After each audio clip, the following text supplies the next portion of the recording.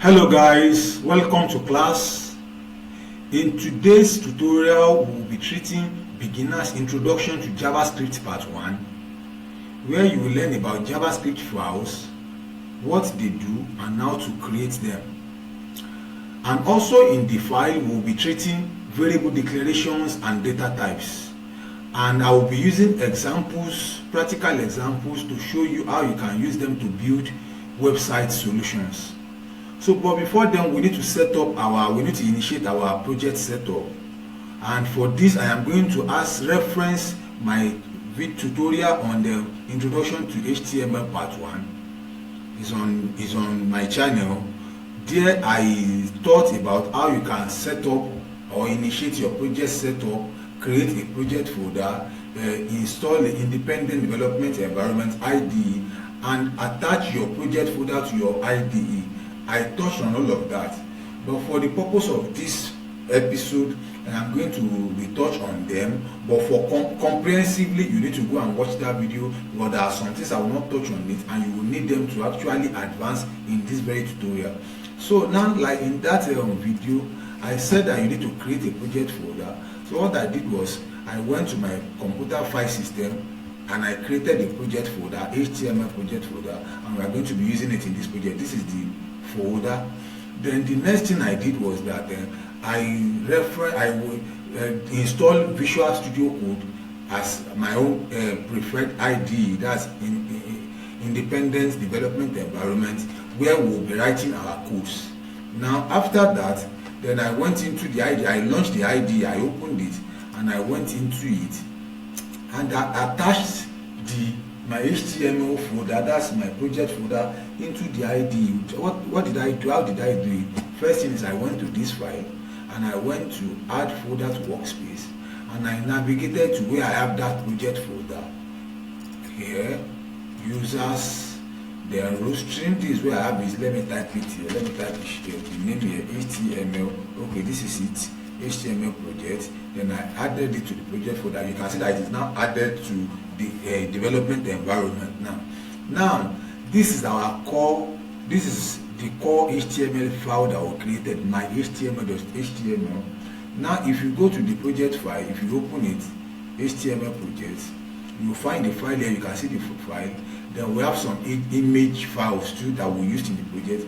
If I launch this file now, it is going to open up in the browser, and you can view the project that we built. So what am I going to do? I will right click it, because I want to open it with Chrome. Then I will open it with Chrome. So it is going to display. You are going to see the HTML project we built in that tutorial, and this is what we built. We built our first website, and this is it. This is the feel of it.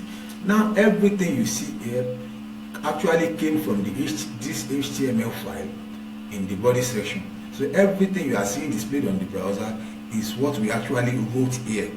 You can just watch that video so that you can have a feel of understanding of what I'm talking about. Now let's now proceed to JavaScript. Now, like I said, in coding, we have what we call comment tags. What we do with these comment tags is that we use it to take notes about our code, because there are times when we write the code, in order for us to be able to understand it or remember it when we revisit that code, we use the comment tags to take notes of what we did. So now in HTML, the way to write a comment is that you write less than sign, then you write the exclamation mark, then you put 2 dashes in front. The moment you put 2 dashes, VS Code is going to automatically add 2 dashes after it and greater than sign, and it will turn to green. Now anything you write in between these spaces, you can add a space. Anytime you write in between this opening tag and closing tag, is going to be in green. The meaning is that the browser is going to ignore them. It is not going to interpret them when it is reading your code. So let me say I just wrote my HTML code. You can see that it is in green. The browser is going to ignore it. But the funny thing is that if you remove the greater than sign, which means you remove the closing tag, everything after this comment is going to turn to green, which means that the comment is going to affect everything after the opening tag. Remove it now, you can see that everything has turned to green. So the browser is also going to ignore everything after.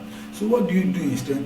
If you have a multi-line code and you want everything to be inside the comments, what you just do is that as you have taken out the greater than sign, you take out the two dashes too, then you come to the end of the code where you want to add inside the comment. Let's say here, this last section, then you now type the dashes too, then you type greater than sign. Before you type it, you will see that this body closing tag and this HTML coding closing tag is also in green. But immediately you add the greater than sign, you can see that it is going to turn to blue. So everything from this closing comment tag and this opening comment tag is going to be in green, meaning that the browser is going to ignore it. It is not going to interpret them. So if you go back to our browser now and click refresh, you can see that it is going to display a blank document. You can see that it is very, very blank. But if you go back to the code and you type dashes here, that is you insert the the closing tag up here, everything is going to turn to their normal colors, and you remove it down here. The moment you remove it, go back to your browser, refresh, you can see that it is going to display everything you have in your code. So now what I am going to do is that I am going to comment it out, comment, then I am going to remove it from here. So everything is now commented out. Now there is something I want to quickly reference here. I want to reference something. You know, I thought in that particular tutorial, I said that if anything that displays in your web browser when you are visiting a website, everything that displays there are codes that you write inside this body tag, this opening and closing body tag. Reference that particular tutorial, you will understand what I am saying. Let's say for instance, you want to write a post, you want to write a document and you want it to have an heading. We have tags for writing headings in HTML according to their hierarchy of importance. For instance, now if you want to write a major headline for a post in HTML, you write less than sign, then you have write H1, you close it, then whatever you write in between here, this blinking cursor, whatever you write here is going to be the heading, and it is going to reflect in the browser. For instance, now you go to the browser and click refresh, everything is going to be blank because we have commented the initial code that we have commented it out, so the browser cannot read them because they are now in green. But if we now write that, okay, I am learning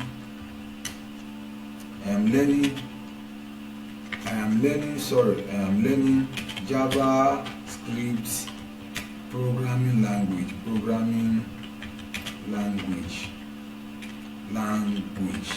And if you click Ctrl S, which is save, if you go back to your browser and you refresh, you are going to find I am learning JavaScript programming language there. Can you see?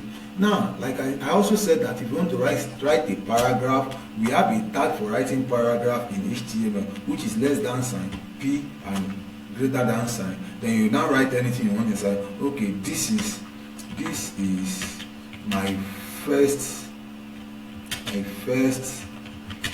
JavaScript tutorial course. I love JavaScript so much that it feels like so much that it feels like I have. You can press enter to come to the next line if it is running out of a view. Like I have been learning for a long time, full stop. If you go back to your, click Ctrl S, save, go back to your browser, refresh, you can see this is my first JavaScript tutorial because I love JavaScript so much that it feels like I have been learning for a long time. You can see. Now, let's now come to what's it called, JavaScript. JavaScript is the core programming language of web browsers. Do you understand? What we use JavaScript for is that we use it to manipulate web browsers and make it interactive. For instance, now when visitors visit your page and they begin to interact and they click something on your page and something changes, it is JavaScript we use to write that program so that when they are interacting or clicking something and something is changing, it is JavaScript that makes those changes happen. Now I want to now start. So how do you now write JavaScript? JavaScript is a file that ends with an extension .js. Do you understand my point? It is inside this file that you write your JavaScript code. You know, like I taught in that HTML tutorial, I said that HTML2 is a file. It is the file that computer browsers read. Same thing as JavaScript is a file. It's inside this file that we write our JavaScript code. So now how do you start a JavaScript project? We will go to our folder here and use this icon to create a new file. So here you type the name of the file, my JavaScript. Then you now end it with an extension .js. That will now make it a JavaScript file .js. Click enter. The moment you click enter, look as it's going to pop up here. So you can see that it is very empty for now. It is empty. Now go back to your HTML file. This is your HTML file. This is your HTML file. Now when you write JavaScript files, you need to include it in your HTML code, because it is there that the browser is going to read it. Browsers cannot read standalone JavaScript files. It has to be included in your HTML file. Do you understand? The browsers only has business with the HTML file. Every other thing you want the browsers to do has to be included in HTML file. So if you want the browser to read your your JavaScript code, it has to be included in your JavaScript file. Now, if you now have a JavaScript file, how do you include it in your HTML code? There are two things you can do. Number one, you can write files directly into your HTML code without writing it into an external file. Like you don't have to create my JavaScript, your JS or whatever .js file. You don't have to create it. You can write the JavaScript code directly into your HTML file. How do you do that? You will come to the end of your code before this body closing tag here. Just make sure at the absolute end of your HTML file. Then you type $sign, then you type script, that's a script tag, then you type $sign. Automatically VS Code is going to add the closing tag for you. Then you can click enter so that you can create space in between. So this script tag, this opening script tag, and this closing script tag represents a JavaScript external files. Do you understand what I mean? So instead of writing script into an external files and linking it to your HTML, you can even write it. You can also write it directly into your HTML code using these script tags. So whatever you write inside the script tag is the same thing you will have to write inside your external JavaScript files. So now this is one aspect. Now let's now see that you actually want to add your external file to your HTML code. What you will do is that, like I said in the HTML tutorial, I said a typical HTML file has the head section and the body section. The head section starts from this head tag to this closing head tag. So, and that is where we have our title. Just go and watch that video. Then under this title, type scripts. That same script that you type below at the bottom of your HTML file, type it here in the head section. Type it like this. Automatically VS Code is going to pop up the closing tag, the closing script tag. Then inside it there is something we call attribute. I taught you attribute is in I taught about attribute in that HTML tutorial too. So when you watch it, you are going to grasp what I'm talking about. There is something you write. You write an attribute inside this script tag. Attribute are things we write inside tags, either script tags or HTML tag, to reference or do other things. Mostly we use it to reference or do other things. Now this tag we want to use it to reference that external file. So how do we do it?